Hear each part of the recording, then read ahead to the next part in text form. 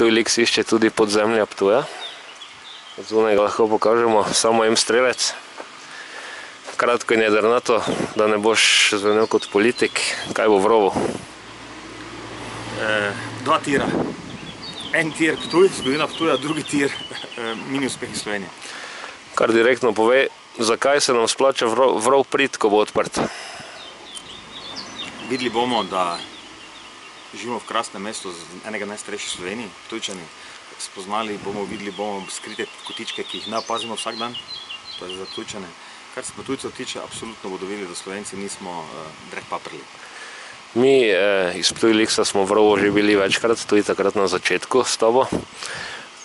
Kako participira občina pri tako genialni ideji? Dobro, ne nagaja nišče.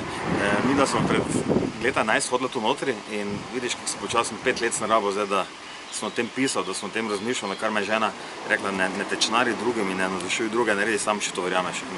Ker sem verjel, sem zdaj to sam naredil.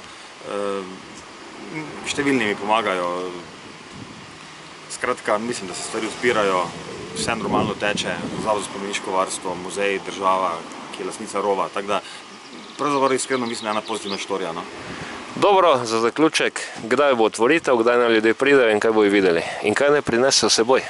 22. junij, sreda, sredi tedna, točno v poldne.